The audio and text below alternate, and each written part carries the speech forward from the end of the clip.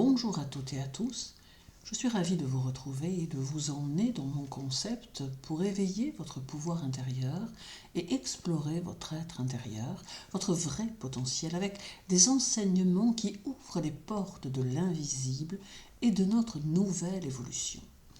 Dans ce monde mystique où l'ésotérisme et les rituels magiques prennent vie, partageons une histoire de magie qui nous entraîne vers un rituel de réflexion sur votre valeur intérieure, rituel qui va vous permettre de découvrir votre véritable valeur.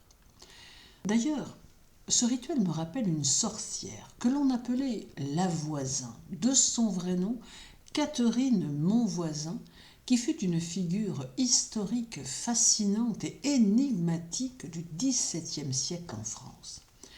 Elle est surtout connue pour son rôle dans l'affaire des poisons sous le règne de Louis XIV, une période sombre où la noblesse parisienne se tournait vers la magie noire, les poisons et les arts occultes pour résoudre ses problèmes. Mais derrière cette réputation sinistre se cachait une femme complexe qui, malgré les circonstances, pouvait incarner une quête de valeur personnelle. Catherine Monvoisin est née vers 1640 dans un contexte modeste. Très tôt, elle comprit que pour survivre dans une société où les femmes ont peu de pouvoir, il lui fallait trouver une voie alternative. Elle devint chiromancienne et herboriste, utilisant ses connaissances en plantes médicinales pour soigner les maux des femmes, notamment à travers des potions et des élixirs.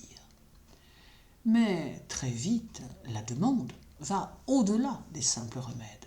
Les femmes de la cour, oppressées dans leur mariage arrangé et désespérées de retrouver contrôle et liberté, viennent à elle pour obtenir des filtres d'amour, des potions de fertilité, puis finalement des poisons. Catherine Monvoisin devient rapidement Lavoisin, une figure de pouvoir qui détient les secrets des plus grands nobles de l'époque. On murmure que même la maîtresse du roi, Madame de Montespan, a eu recours à ses services. Au cœur de Paris du XVIIe siècle, dans une ruelle discrète aux pavés humides, vivait Catherine. Son échoppe, parfumée de lavande et de myrrhe, attirait les âmes en peine.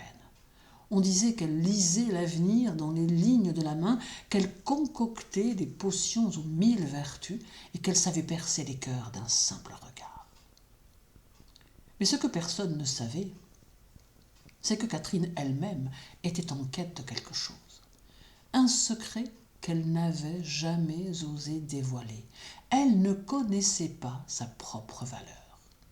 Chaque jour, des femmes nobles et des servantes venaient la voir, suppliant de faire que l'homme qu'elles aimaient leur appartienne, souhaitant devenir plus belles, plus désirables, et souhaitant devenir des ombres plus discrètes pour fuir le joug d'un époux dominateur.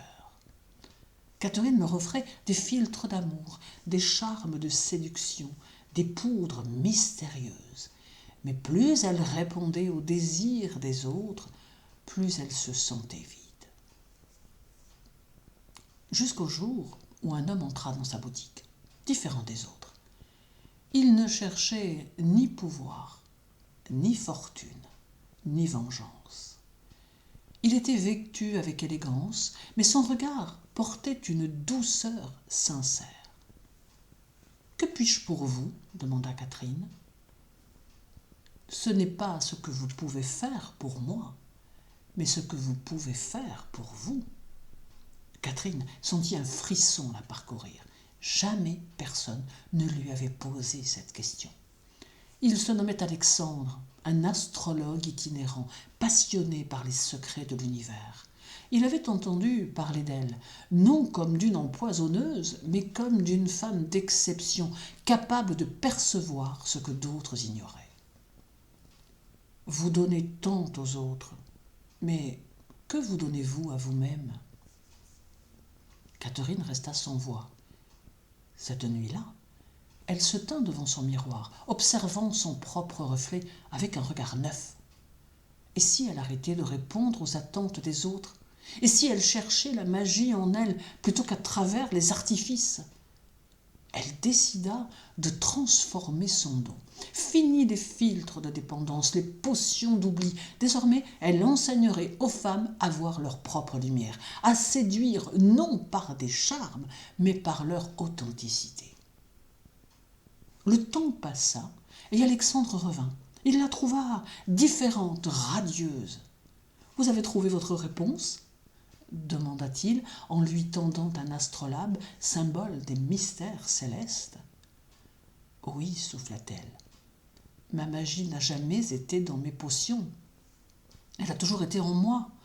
Et cette nuit-là, sous un ciel parsemé d'étoiles, elle s'autorisa à aimer et à être aimée sans artifice, simplement en étant elle-même. » Ce qui rend l'histoire de la voisine intéressante pour un rituel de découverte de soi, c'est qu'elle illustre le besoin de reprendre le pouvoir dans un monde qui le refuse. À une époque où les femmes étaient réduites au silence, elle a utilisé ses talents pour se faire entendre, même si au départ, elle a choisi une voie sombre.